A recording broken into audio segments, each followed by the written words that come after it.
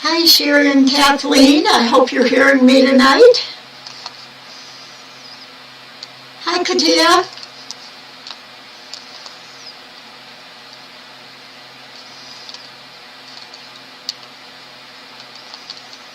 I'm going to pop out my chat here a minute.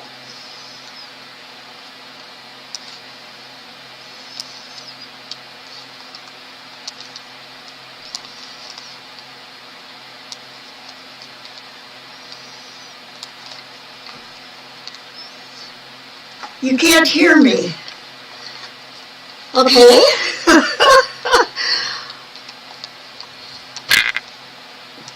Let me try something again.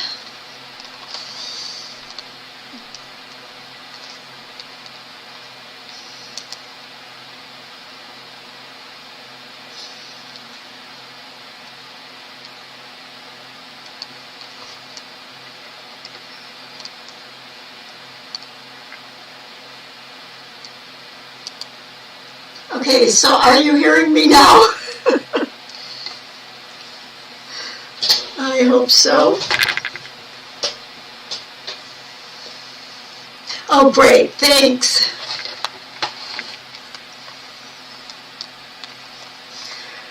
Well, I worked for a while this afternoon, and I'm hoping I'm going to switch to my computer screen and make sure that's working now. Okay, what you're seeing here is actually my Inkscape program, so that's finally working. That took me a while this afternoon to get that working. Not sure how well tonight's going to go after the afternoon, but we'll see what we can do. I usually spend the afternoon in between classes. I usually eat and rest for a little bit, and then I practice what I'm going to do tonight, but I didn't have practice time tonight, and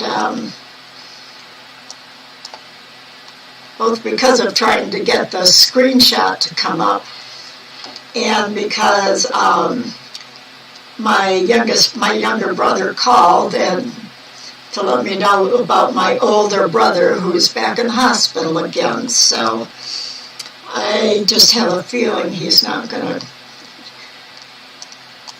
get out this time of it. He's just not been doing well enough.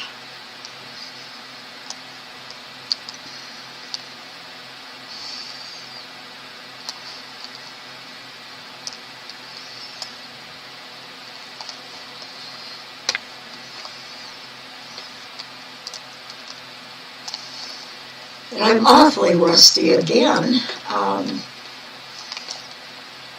It seems like when I take time off like I have at the end of this past year, and when I stopped having classes, I always think I'm going to work ahead and get a lot done, but I tend to just take the time to totally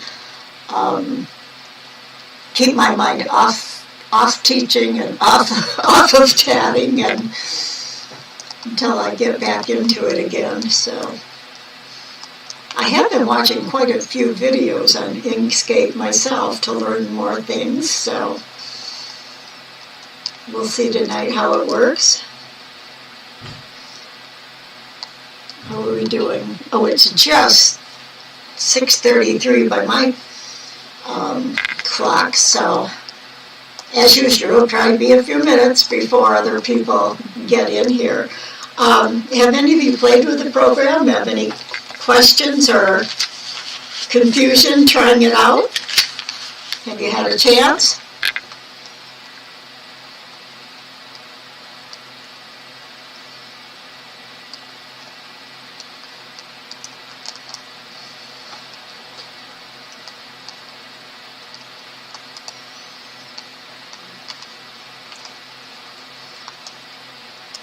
Hello, hello.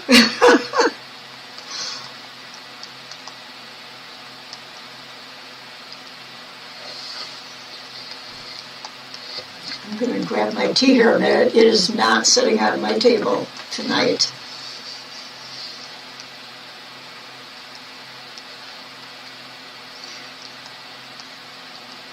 Oh, good. I'm glad I'm not the only one. They're working on other projects. Yeah, that's the way it is sometimes. You just have other things to do first. So, me, it was really crazy. I was the one that, and a friend and I put up our hall Christmas tree this year, and that was a real mess. We had a get-together scheduled, and the tree didn't arrive on time, and I had all the tables set up for snacks and everything, and we all kind of sat there, and the tree didn't come for over an hour, so it took a second day then to do that, and then another friend and I just this past last week took it back down and to get it all stored away, so my time really got eaten up too. But I had wonderful holidays, and I hope you all did too. The Musmurray doesn't seem to be able to figure out where. Well, mine too, Katia, so we'll be trying to get through it together.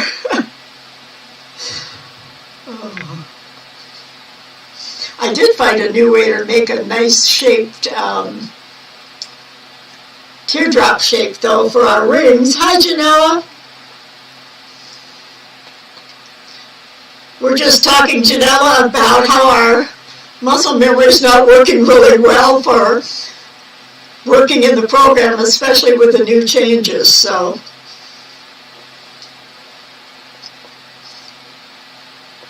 tonight, with the way things have been going for me, hopefully we can just play with it and get some more basics down.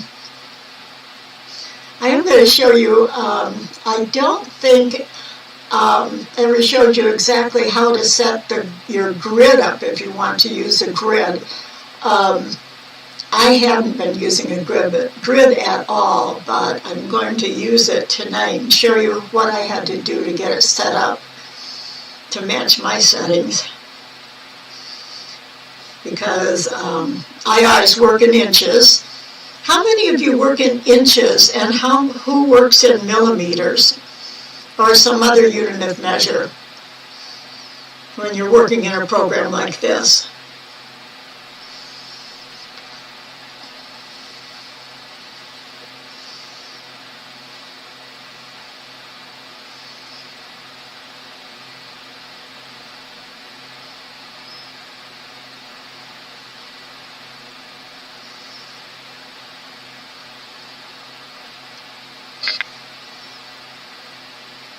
Couple more minutes and we'll get going. Oh, you work in pixels, Sherry. Okay. You can change everything into pixels if that's the way you want to go. I know when I work with photographs, especially Photoshop or Photoshop Elements or anything, I use pixels in there.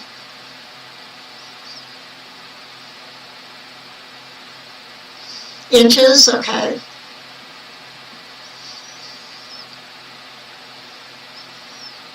I think the main thing is just to know or get your settings set up to work in what you prefer.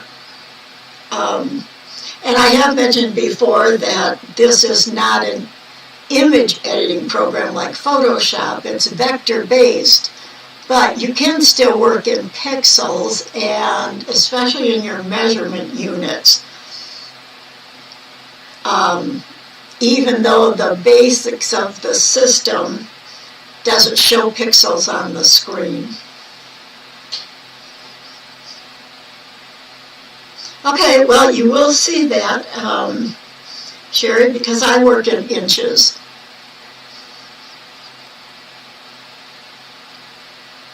Oh, okay, Katia. English or French mode. Well, I only have an English mode, so... Although, I know some of you know, when I go to set type up, as far as my fonts and everything, I tend to set some size in I want to say picas. I think so. Hi, Mary, welcome.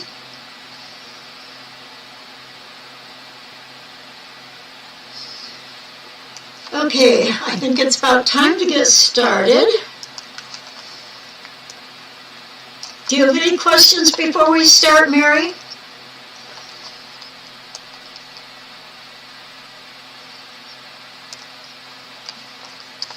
I'm going to switch to my computer screen then now and show you my desktop, on my computer desktop, and the Inkscape program. So here we go. Let me get the chat moved over a little to the left. And now I'm going to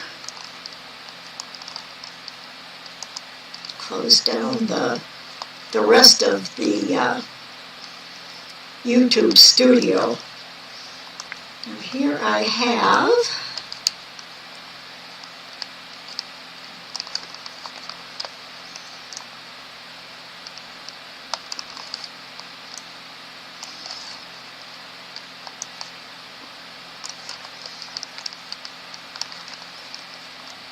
a nice little ring that I made just before class. And I did it a different way than I usually do. And if you notice, I have a grid on the background. And I'm going to show you that first and how I set up my grid. Because if you look up at the top here, I've got, I'm going to look closer at it too. I guess that's my 1-inch mark. That's my 0 mark there. Or no, there's my 0 mark. I'll send my 0 mark so you can see. I've got it set up so from the edge of the paper is 0 to right here is my 1 inch. So I'm not in 1-to-1. I've got it enlarged farther. And if you can see, I've got 4 squares. It's 4 by 4 inside of each main 1-inch section. And that's because I have got my ruler set up 2 inches. So I'm going to show you again. You can always go under File, remember, and down at the bottom is Document Properties. Or if you've got your little icon tab to the right here, I can click Export the document. No, I don't want to export it. And that's not. Oh, there we go. This time when I clicked on it, it's the one right here. It gave me my, I'm going to pull that over so all you see are my tools on the right-hand side. My document file. And that, however, is not the document page I want. I'm going to do the File, Document Properties. There's the dialog box I want, Document Properties. And I used the File and went down to Document Properties. Right here, you can see that I have changed the mine automatically opens up to millimeters, and I've changed it to inches right here. Inches here, and I do have US letter size, which is what I work in. I know some people work in the A4, which is a choice way up at the top. And then what I did is for scale, I put 0.25, and it says it's the scale establishes the size of user units. So my thought was in inches, if I want 1/4-inch squares, so I have 4 by 4 squares in my 1-inch section. I put it on 0.25. Then up at the top it says display across the top here, guides, and third one is grids. And I went to the grids. And I'm going to sneeze. Sorry about that. And excuse me again, I picked a regular grid.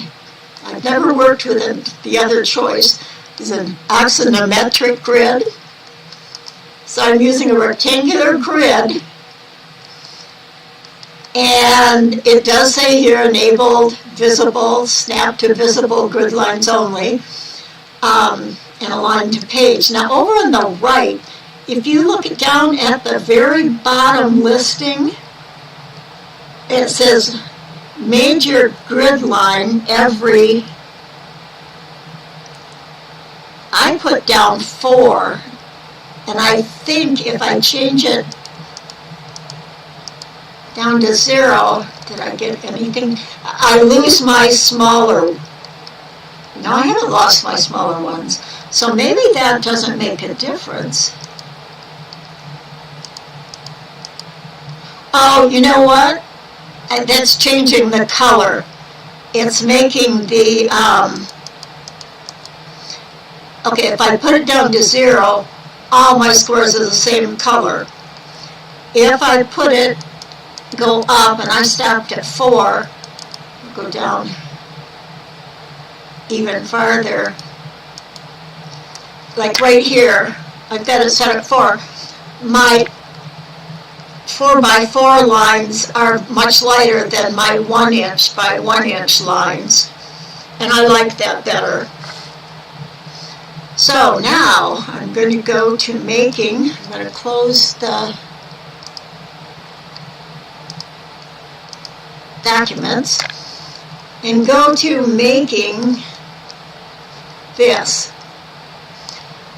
What I've shown you before in class is how I would use the circle tool, and I would make an oval about the size I think I want it to be.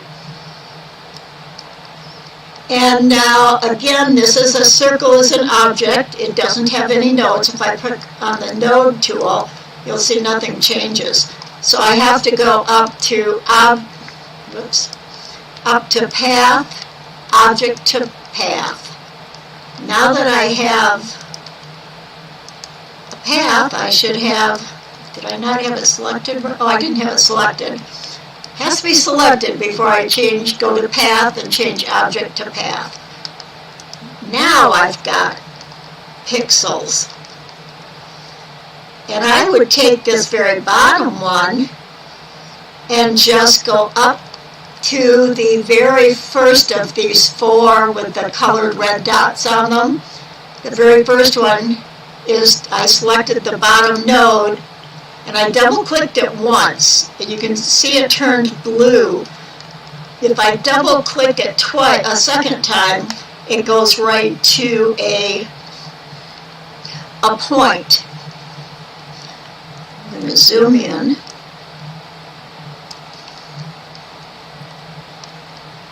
Which is fine. It doesn't have any handles, though. So the only way I can adjust the bottom of the shape would be to use the handles on each side. If I click on the left one, I often will go up to my ruler's right up there. If I'm going to move something down, I'll pull a ruler guide out of the top ruler or the side ruler if I need a vertical one. And I would move the handle straight down and, like, say, align the top edge of the handle circle right below the line. So I know I'm moving them both evenly. And that could give you a better shape one. Sometimes I have found that what I like is if I've moved each of these, because the shape of this is kind of long and skinny sometimes for the shape of a real double, a real ring. So I might select the node here, move it up 1, then select the node on the left, move it up one. So I know I'm always moving it evenly. And to me, this is a better shape.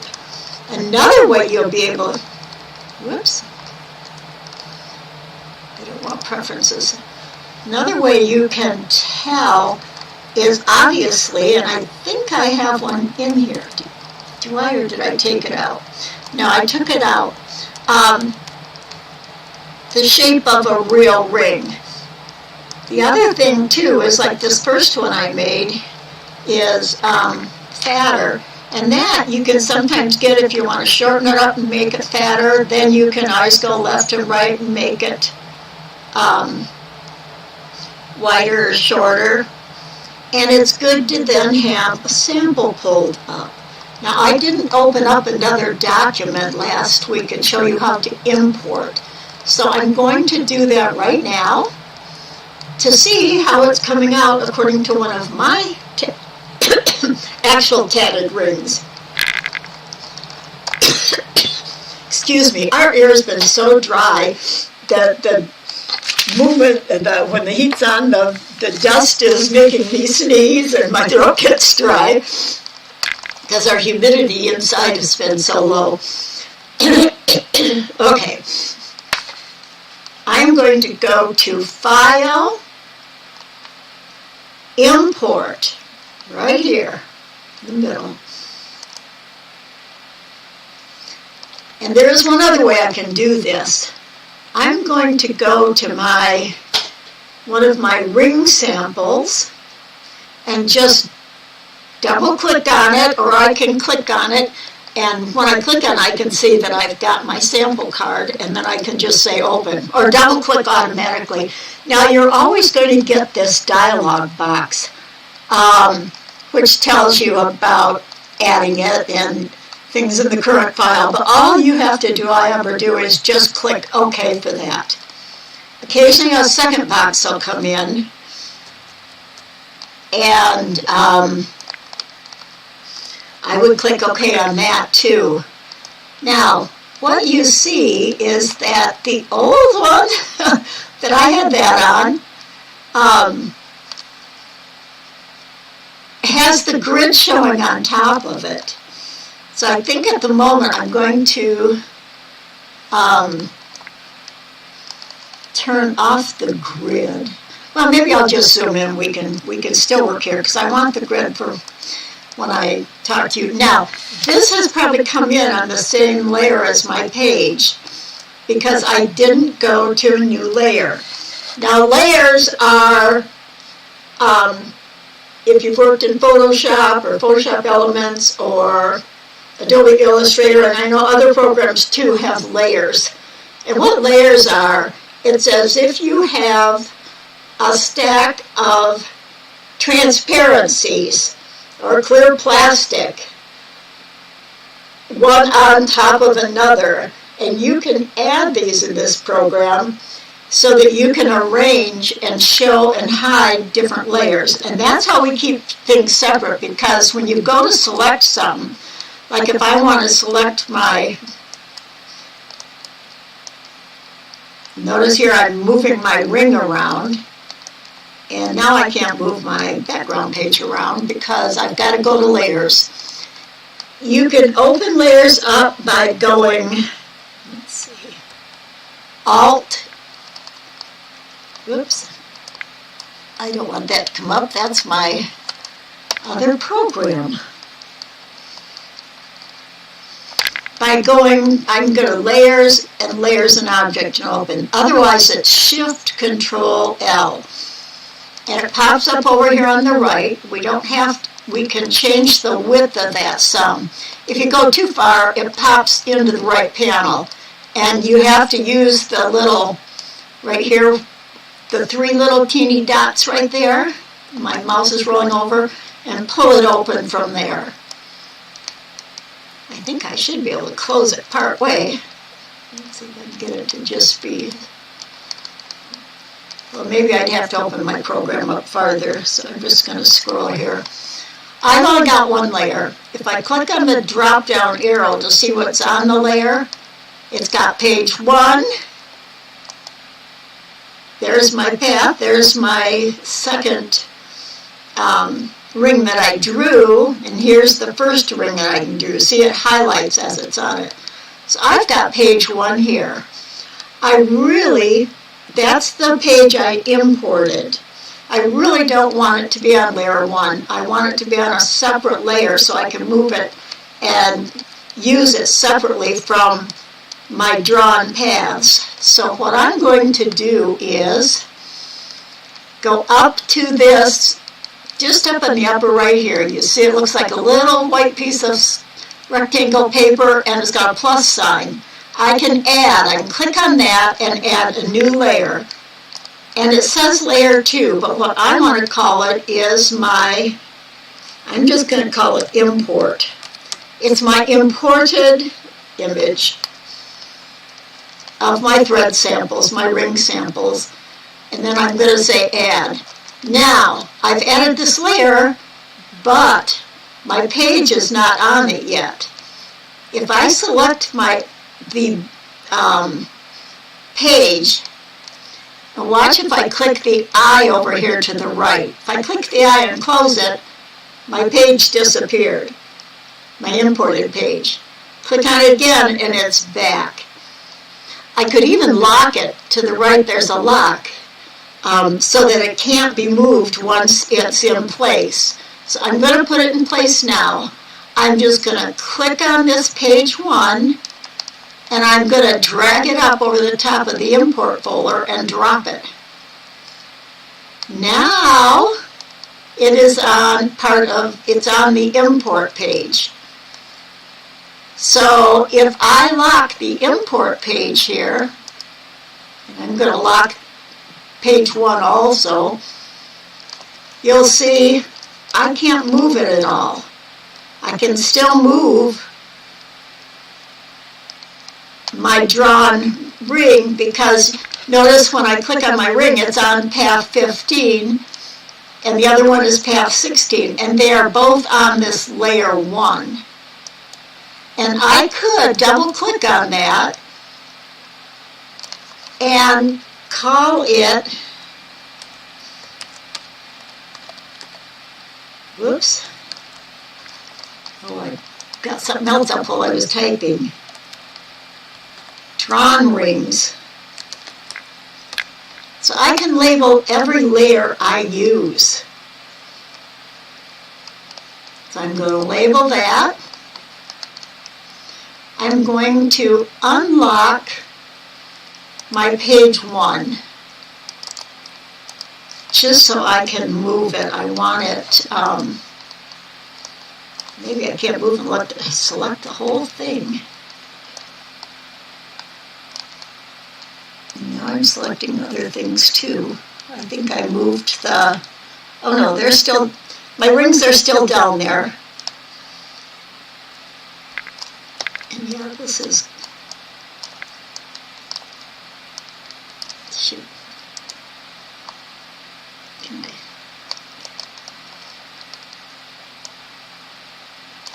I have to drag around all of it to get it selected. Hello, paper. There it goes. I want to put it right behind here so it's right above there. Okay, that's where I want it. Now I'm going to lock it in place. So when I'm using my plus sign to zoom in,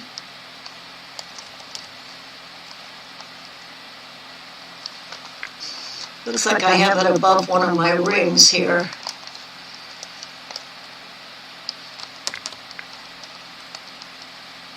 You know what? I know why. See my layer, this imported drawn layer? It's on top of the drawn rings layer. I'm going to close that up too so I don't have the two. So what I want to do is drag it and drop it. Or actually, I can't drag it and drop it. I've got to go over to this arrow that says lower selection 1 step. Or I could have clicked on the drawn rings and raised it a step. Now it's below my rings, which means when I zoom in, my ring page is on the top, so I can grab a hold of those. My drawn rings are behind it. If I turn them off,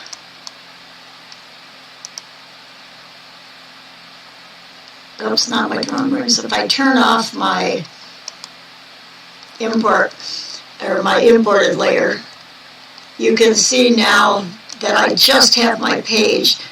And if I flip it, you're going to see that right across here is where my page, right across there is where this page is. Notice I've got some rings drawn on there. They're offside of that. That's where I was originally sizing my rings, my drawn ones, to match what I had drawn. Now, because this up here, my import is locked, I can actually grab these rings and pull them up over here, and I would be able to adjust the size. Whoops. Let me zoom right in on that.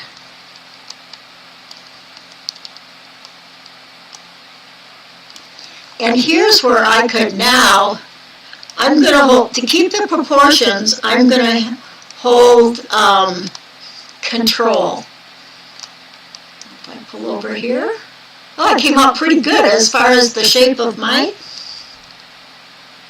rings.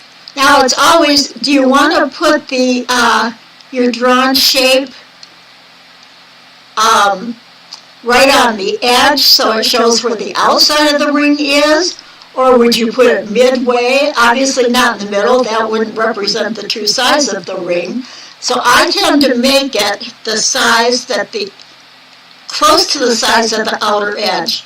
Not quite, because, well, I guess maybe that's kind of a choice. I think that, and I can see now it is taller than wider. So in order to hold the proportions when I'm making it wider, I'm going to hold both my Shift and Control keys down.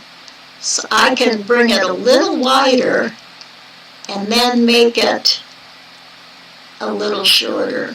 To really, you can get it to really fit what your size ring is. Now, I might have to go up here and grab my node tool and maybe even, let me think if I have to hold my Shift or Control. I'm going to Z that out. I can move it both ways. Let me try. I'll Z it out again. Holding both of them. I do have two separate nodes there that aren't hooked together, which I didn't realize. And notice I did mess with the shape of it down here. So I'm going to have to be really careful with that. I'm going to select over both nodes. I'm going to say, what do I want to do? Join end nodes with this. So hopefully I get just one then. I guess now I'm really just kind of adjusting it by hand to fit. So now when your rings are side by side, they're right where they would be touching. I'm not sure I still, still like the exact shape of it. I like the ones that I took time to make up here better, but I think when I went to covers more of the tatted piece instead of choosing if it's in the middle or at the edge. Okay. Larger, oh, I see, you make the stroke larger so it covers. Yeah, that's a great idea. And those, these that I have on my imported page, they were actually a lot thicker stroke than this one here. This one here, I could make it wider, of course, just by going down to where my stroke is. Notice it says 0.111. Let me see if I can get that to come up. I'm going to have to see if I can open my window up a little more and get down here. Okay, if I can't do that, notice because I clicked down here on stroke and the size, My stroke menu is up here now on the right. And so the width is 0.4. I usually tend to go with at least a 0.5 if I'm working. Nope, that's not, I'm in inches. Let me see. Strokes I usually put in points. I don't know why. But 0.5 if I'm using points. And that's it thicker. I think this one is probably a 0.75. And even that's not as wide as what the ring actually is. It doesn't cover all the thread. But this is about what I would use for the stroke size. Oh, it went down to 6.6.75, enter. There we go. About as thick as I like to go when I'm making a diagram. But that is personal preference too. So let's go back now to, and I'm trying to think, I don't think I wrote it down on here anywhere. I wrote down how many double stitches are in each one. And then, of course, did all that drawing over the top of it. Can you see up here, too, I also, doesn't look very even right now, but made a chain arc. And I think the 25 means there were 25 double stitches in this. So I also have a stitch count for use with my diagrams. So this is where you're going to want to come in and make your samples of your tatting to get the measurements for yours. I'm going to go down here now and show you the other way I found today to make a ring. I think this is the one I made using that technique. And it is a mix of what I've shown you before, and where you can use your pen tool and click where your top's going to be, and then go out to the sides. I'm going to go all the way out, two squares out. Aha, I still got my other, see what it's doing? Let me change that to show you first. I have it up here, right under the menu word view. See the icon that's for using a spiral path instead of the left one that's a regular Bezier? I'm going to flip it to the regular Bezier. The first one under, it's on the mode menu that goes across here. And I'm just going to delete what I've done. So I'll put the top, I'll put where it's going to be the widest, which is this part right in here of the teardrop. Click right down here, because I have the grid, I know it's directly below the center point of the top. Back out here, and click. Once these square turns red, I can click and end it. But now I have a diamond. At this point, what I can do is select it with the node tool, so my nodes all show up, and I can actually go up to, right under extension, I'm going to pick the second one that says smooth. Make selected nodes smooth. Whoops, I'm sorry. I need to select, I'm going to hold my shift key, select the left, the top, and the right one. They've turned blue, so all three are selected. I'm going to go up and smooth them out. Now notice all my nodes have handles, and I have a smooth node. It bulges out here, which I can fix just by selecting. When I go to move it in, I'm going to hold the shift down, and see, I can change it that way. However, Another thing I can do, I also could select those 3 nodes by drawing around just those, whoops, I gotta have my node tool, drawing around just those 3 top ones. Whoops, I gotta get them out first and then draw around them and select. Notice it select all 3 that I drew my little selection box around. If I go to the 3rd one over, make selected nodes symmetric, I'm getting a little better shape. So now I'm going to show you what I just figured out today that gave me a nice, really nice shaped teardrop. I'm going to select the pen tool again, down here, the Bezier tool. I'm just simply going to call it the pen tool. And up here under modes, instead of selecting the first one, I did select create spiral path. Now this isn't the spiral tool down here. This is a spiral path. And what I did is the same thing as far as the points I clicked on, but I clicked on the first one, I went down and clicked on the second one. When I start to move, as soon as I start to move off that second one, notice I'm not getting a straight path anymore.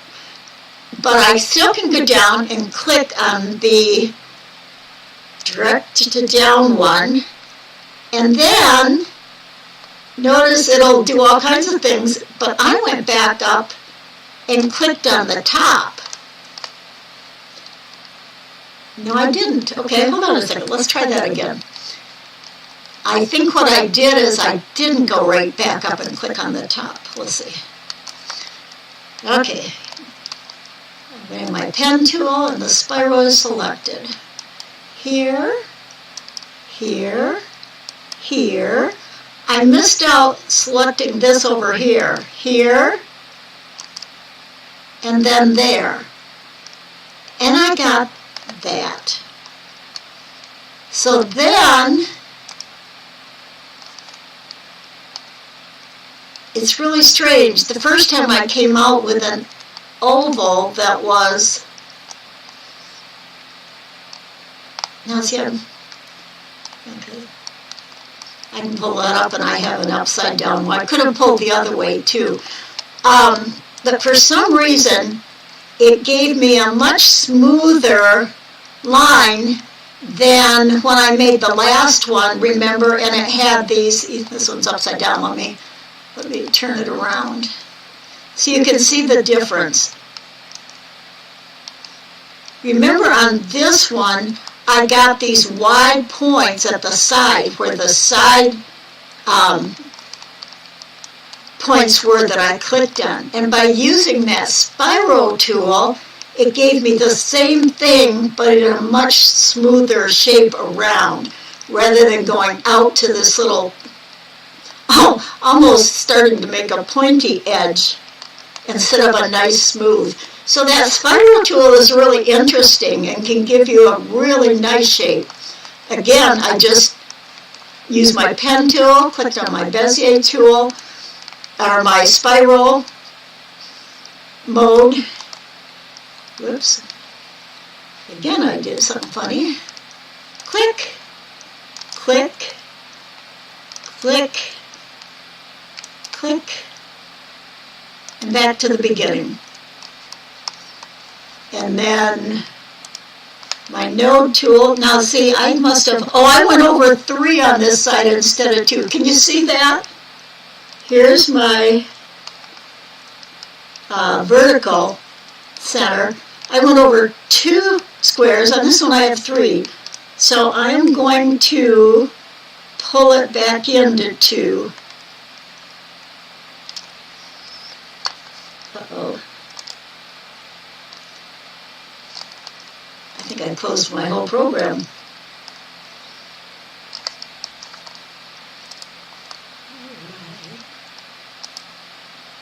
I think that's the one I had up.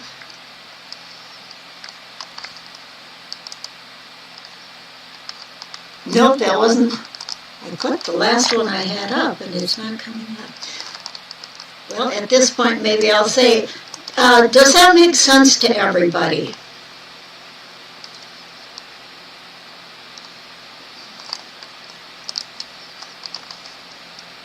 I'm going to have to open up my program again here.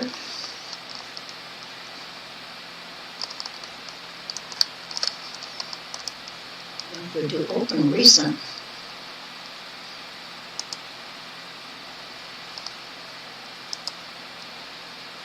Nope, this is, I'm getting a whole different one. This is another one that I had imported. And this also, now this is from my tatted pieces and parts. And this too, I could have used, I believe I scanned these in.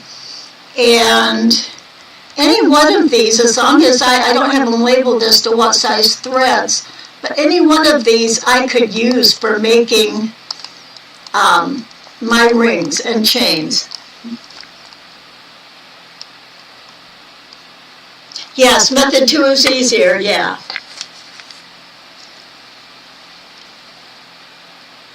Oh, you're welcome, Katia. That's the one thing I keep trying to do, is finding newer way to do things. And in most of these types of programs, there's always so many different ways you can get to the same end. So that's another way. And you never know, sometimes when the thing goes wonky, like I click in the wrong place or drag someplace funny, I'll get a shape that I think, wow, that looks like this, and I'll save it and use it for something else. And to me, that's what makes this program so much fun, is because you come out with things that you never expected to. And so that's the other way to draw. The other way I wanted to remind people is go over a little bit about, I wish I could find my same file. I don't know why I'm not. I'm going to open and go see if I can find it where I originally had it. Maybe that wasn't it.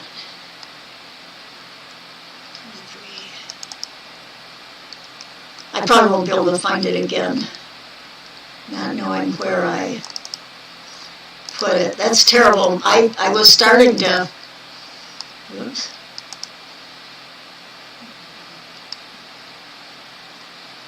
I'm not going to be able to find that again. So I'm just going to open it. I'm just going to use this file to continue with. I'm going to move my little imported sheet off and just work on a new page here. And this is another thing about the program is nice. You can keep your samples and things way off, and they just stay. When you close the file, they're still there. They save along with the actual page that you're working on, which is really nice. Exactly, Katia. Okay, so I am going to, I guess I'm going to make another ring just to get one made. I think I'm just going to, actually I think I'm just going to draw my oval this time and see what I can get from that.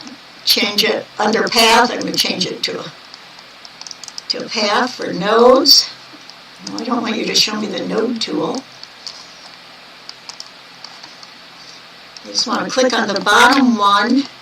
I could actually, if I'm just clicking on the bottom one, I could just move the handles in. If I get moved in the sand, I'm going to have my little shape. I'm going to move this up one jump. I'm using my arrow keys now to move each of them up just one. I'm going to pretend that's a great shape right there. I'm also going to go down to the box with the red X, get rid of my fill. I'm going to hold my shift key and click on black to get my black color for my stroke. And I'm going to go up here to my stroke style. I'm in millimeters now. I'm just going to use millimeters and set it up and make my line bigger and darker. Maybe I'll get used to working in millimeters so I don't always have to keep changing it. And in case any of you are wondering, right below that it says dashes, you can select all different kinds of lines here. Instead of solid lines, you could have those little squares. I could have long dashes. If you're ever using the program for anything besides tatting, there's all kinds of different things you can do with your lines. But I want to go back to just a plain line. Okay. This is a very big one on my page, so I am going to make it much, much smaller. Zoom in. Because I want to review the different ways we can copy and paste. Remember, you've got your normal way, which of course you can use your edit and go to copy and paste. But remember, we have some other. We have a duplicate, and we have a clone tool. So let's do each of those. The regular copy and paste, remember, click once and you get your, make it wider or taller or shorter or whatever. Click twice and you've got your rotate. So you can rotate. I'm going to do Control Z and get back to the start and click once. If I copy it, and I'm going to use Control C to copy and paste it. Where did it paste? Oh, I didn't have it selected, I bet.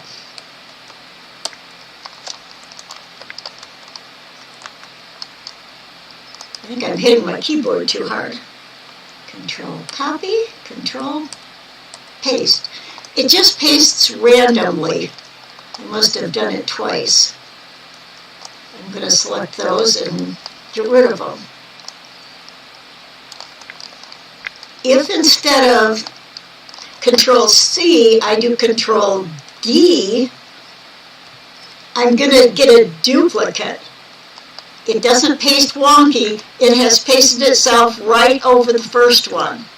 That's paste in place, which can be nice, and that's just Control D, because if it's pasted in place, I could go up above here to my editing tools for and just say right here under filters, flip it vertically. And then I can just either drag it or use my down arrow keys to move it down. And I have an exact duplicate. And this is more of a manual way. I can hold Shift now, select the top one so they're both selected at the same time. Now I can group them together so they are one unit. I'm going to go Control G for group. And that's under Object, down here Group. Group and Ungroup. Group is Control G, Ungroup is Shift Control G. And now remember, I could copy and paste that and try and move it into place. But if I duplicate the whole thing, it's selected, Control D, and then I click a second time on it, I can rotate a duplicate.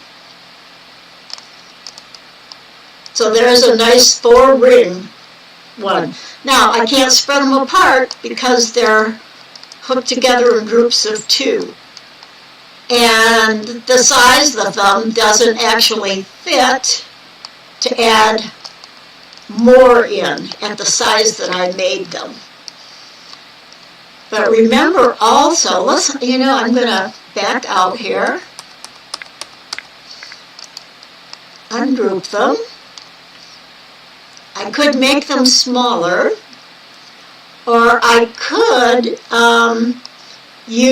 pull in a polar grid that I've made that has my polar grid lines, and I know how wide to make them. Or I can have a sample of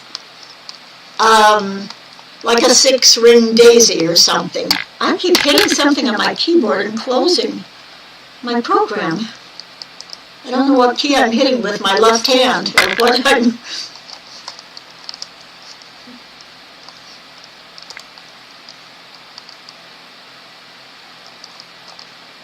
recent files.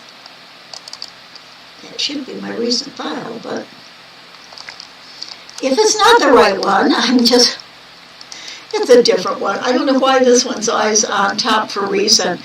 This is one that I have. If I zoom in here, you're going to see that's a half of my heart's desire that I've diagrammed. I don't know what else I have around here. Oh, just the numbers. What else do I have around here? Oh, that's another of my designs, and I'm not going to really show it big because, oh, and there's my lamb. This is just a piece I've been. Notice here I not only have my lamb diagram, but here I have a legend. And I have two different versions that are different. You can see how I play around with things sometimes. We're going to talk about making your legend too. But maybe I will just use this page. I might just use an oval instead of making an actual teardrop. Because I want you to remember one other thing. Notice I only have 3, this is round, and 2 square ones, but none of them are nodes because I just drew a circle object. Path, object to path, now I have nodes. I'm going to just work with it as an oval. Remember, the other thing we can do is a clone. Now, if you remember, if I just do Control D, I get one on top of the other one. But if I take the first one and change the size of it, it doesn't change the duplicate. Duplicates don't change. They're just like copy and paste. The pasted one does not change. But instead, if I clone this one, I've only got one now, if I do Alt, instead of Control, I'm going to do Alt-D. That gives me a clone. So my clone is the one on top. Notice if I change the clone, nothing changes. But if I use my original oval and change it, look what happens.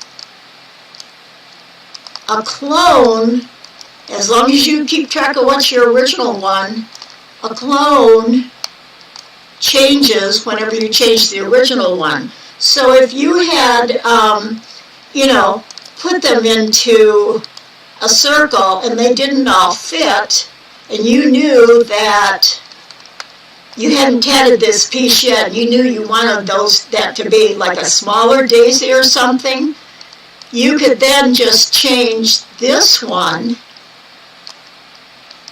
and that one changes. I can make them skinnier so more would fit next to each other. So remember not that in this program we have copy-paste, copy-D for duplicate, and Alt-D for clone. And that can be really useful when you're making a design on the computer that you haven't tatted yet. You can make your design fit itself and then tat to the design that you've designed on the computer. There's so many ways to design patterns. So those are the things. Another thing that we can do is, I'm going to delete the cloned one and go back to my original one. And I am going to clone it with an Alt-D. So I now have 2 of them there. And my top one, the top one is the one that's selected as long as you haven't done anything else. Remember, if I click a second time and I'm working with this top one, I can turn the top one. What was my point?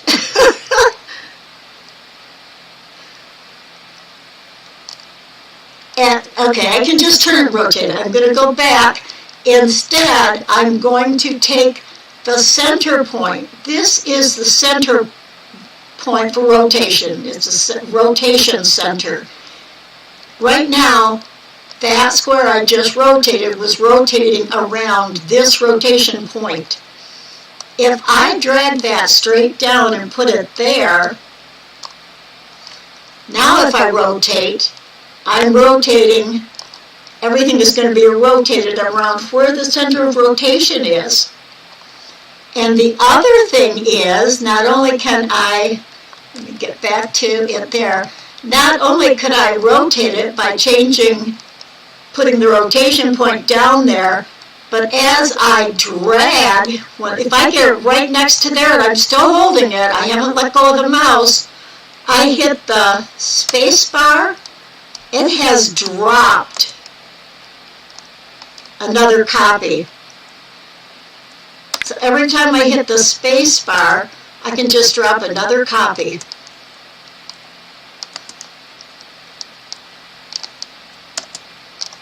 Now these don't quite fit. I'm getting rid of that last one. But, let's see.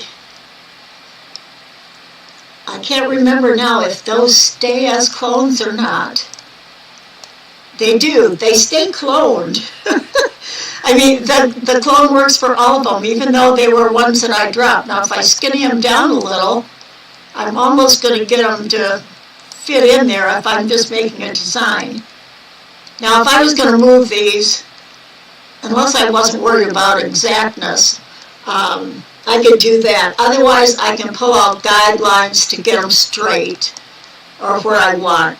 I can also pull out, I think I should be able to pull out from the corners. Yeah, I can pull out from the upper right corner and get that one, and the left corner. So I can also get diagonals. So I could actually space these too. And if we're not working with the snap to guides yet, I could actually get that set up so that I was actually snapping to certain guides. And when you're doing that, instead of just pulling things around, they'll actually move by increments of like 15 degrees or 30 degrees and things like that. So it's a little more to it that we will go through. So I think for tonight, that's it. Just a review of what we can do, and then we'll actually start putting designs together next week. Are there any questions about what I've done? Can any of you who are new to the program see how this can really help make your designing, your diagramming go faster by the different things the program can do?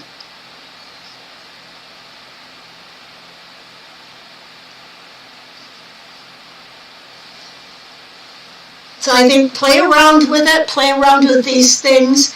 Use the, if you don't, like I have used programs for so long, I have these pretty well memorized, the shortcut keys.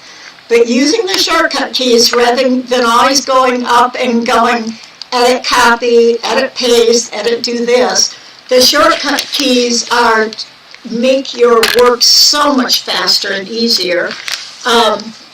There is a list that we can find in the Inkscape tutorials that give all of them. I'm still putting together a list I started last year on some of the common ones that we use, or just write them in a notebook or on index cards. You know, Control C, Control D, Alt D, and what they do. It is, Mary. It's so interesting. And this is such a tiny bit of the program.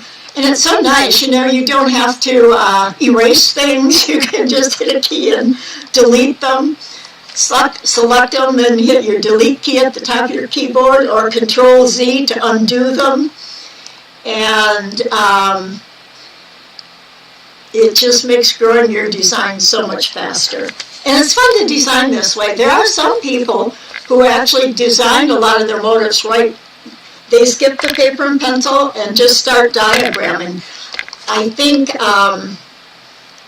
who do I know that has done that sometimes? Well, probably Nanetta and Moosecan and Aurora, I think, have all done designs right starting on the computer.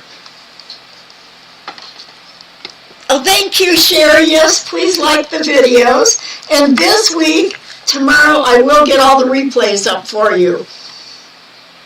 Getting back into doing the classes, I forgot last week that I even had to, get them set up to go public. But I think that as long as I haven't done that, you can still use the class link to get to the video until it's public, and then it's available just to go in and get from my Suke Creates YouTube page. So, any questions before I say goodbye?